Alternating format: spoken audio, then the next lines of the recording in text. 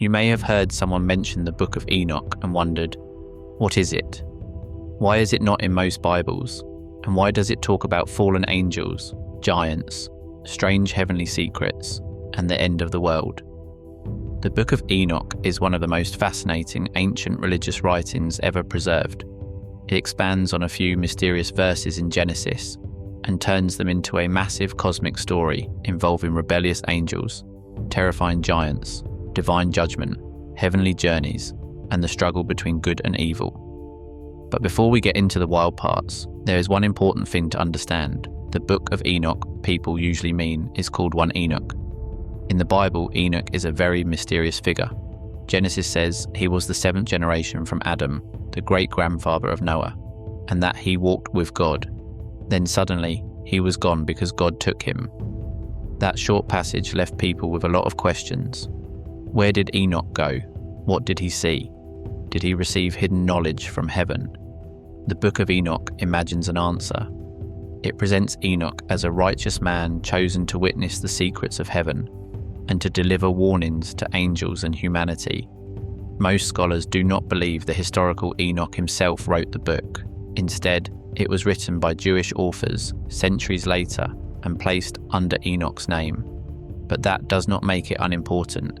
It tells us what many ancient Jewish people believed about angels, evil, judgment, and the unseen world.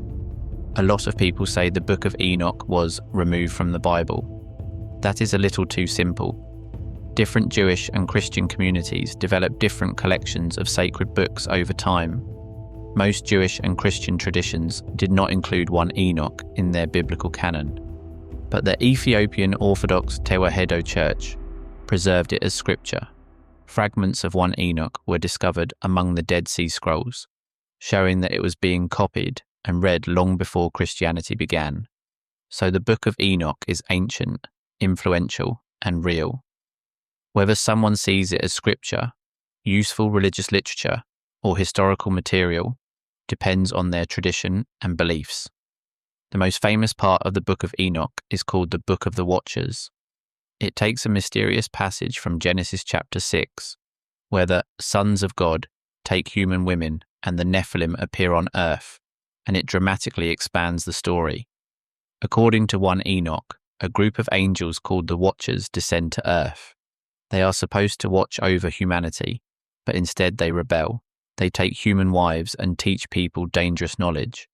The book says they teach humanity things like weapon making, metalworking, spells, astrology, beauty practices, and forms of forbidden knowledge.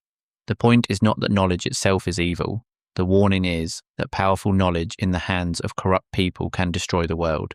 Their children become enormous giants. These giants consume the earth's resources, turn violent, and bring chaos to humanity. In this version of the story, the flood in Noah's day is not just about human wickedness.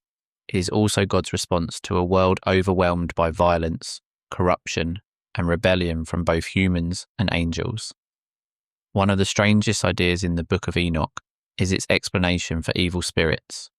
After the giants are destroyed, the book says their physical bodies die, but their spirits remain.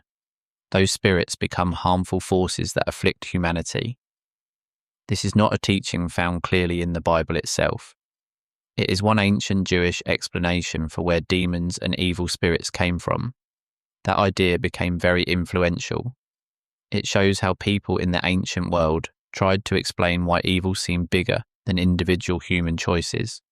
They saw violence, injustice, sickness, war, and temptation, and they asked, is there something happening